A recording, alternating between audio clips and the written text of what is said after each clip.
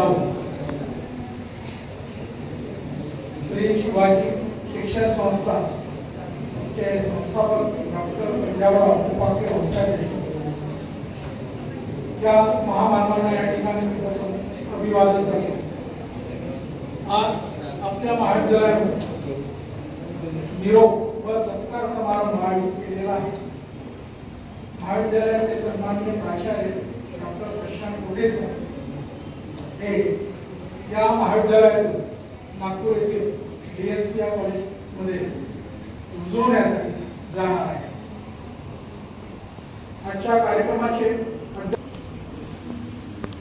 CDC member तथा आजीवन सदस्य श्री शिवाजी शिक्षण संस्था डॉक्टर बाबासाहेब मुंडे, सत्कारमूर्ती डॉक्टर प्रशांत कोटे सर, तसेच सुविद्य पत्नी डॉक्टर कोटे ताई आणि सन्माननीय व्यासपीठ। मी सरांना मागील 2.5 वर्षापासून पाहतो आहे। मला आठवते की मे महिना होता आणि टेम्परेचर असेल 37-38 डिग्री सेल्सिअस। या समोरच्या कोपऱ्यामध्ये जेसीबी सुरू होती आणि सर त्या ठिकाणी डोक्याला कपडा बांधून त्या ठिकाणी एनडी जाधव सर आणि साहेब उभे होते।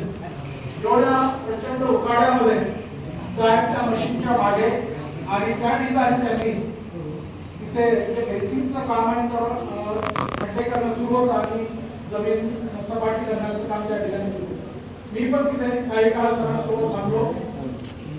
अशा असंख्य गोष्टी आहेत। आपलं बाईक हॉस्टेलच्या एका कोपऱ्यामध्ये मी पाहिलं की ते त्या महाविद्यालयाचं आहे। खूप सारं भंगार लावून या तिथे पडलेलं होतं। चेअर्स असतील, खुर्च्या असतील, हँडल्स असतील, पाईप असतील, कधी त्याकडे कुणी पाहिलं नाही। मात्र आज जर तुम्ही जाऊन तिथे पाहिलं तर तुम्हाला लोखंडाचा एक छोटासा तुकडाही दिसणार। सरांचं एक वैशिष्ट्य आहे, सरांपासून काही शिकण्यासारखं आहे की एखाद्या टाकाऊ पासून टिकाऊ कसं करावं। अगदी लोखंडाचा एक फुटाचाही जरी तुकडा असेल तर साहेब तो उपयोगात घेतात। तेवढा संस्थेचा महाविद्यालयाचा पैसा वाचतो। असेच उदाहरण की एक भिंत पडली असेल तर आपण काय करतो, बहुतेक तो महत्व असतो तो आपण तिकडे वेस्टेज म्हणून टाकून देतो। परंतु नाही, साहेबांनी काय केलं, त्या ठिकाणी मिस्त्री आमचे जे इंग्रज मिस्त्री एखाद्या चांगल्या विटा काढा, त्याचं सिमेंट वगैरे वेगळे काढून त्यातल्या 5, 50, 100 विटा वेगळ्या काढून त्या विटा पुढील बांधकामासाठी वापरतात। असे असंख्य प्रकारची कामं साहेबांनी केलेली आहेत। या माध्यमातून आपल्या संस्थेचा महाविद्यालयाचा खूप सारा पैसा त्यांनी वाचवलेला आहे आणि त्या कामाची सुद्धा आवड आहे। कधी कधी मी माझ्या मित्राला म्हणजे महाविद्यालयात बोलतो की सर चुकून प्राध्यापक झालेत का, मला असं म्हणते की सर सिव्हिल इंजिनियर आहे, त्यांचं आवडतं क्षेत्र म्हटलं ते आहे आणि सरांचं मन लावून काम करण्याची एक कसोटी आहे। महाविद्यालयामध्ये सकाळपासून अगदी अंधार पडेपर्यंत महाविद्यालयात आकस्मिक रात्री 10 वाजता बॉईज हॉस्टेलला व्हिजिट करणे, आकस्मिकपणे आपल्या ग्राउंडला व्हिजिट करणे आणि जास्तीत जास्त वेळ सरांनी आपल्या या महाविद्यालयासाठी खर्च केलेला आहे।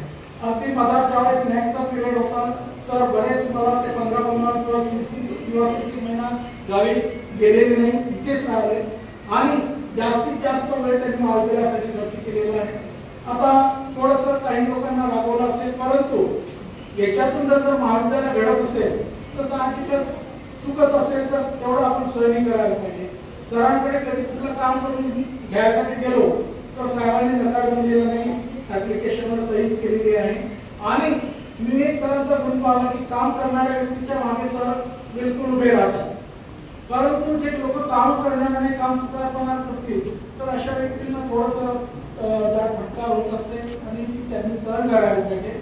आणि अशा एक चांगलं व्यक्तिमत्व आपल्या महाविद्यालयामधून मला वाटते 2-3 वर्षानंतर इथून नागपूरच्या एका मोठ्या कॉलेजमध्ये जात आहे। तर सरांना पुढील भावी भविष्यासाठी त्यांना मी माझ्यातर्फे शुभेच्छा देतो, महाविद्यालयातर्फे शुभेच्छा देतो। त्यांचं आरोग्य चांगलं राहावं ही ईश्वरची प्रार्थना करतो। थांबतो, धन्यवाद।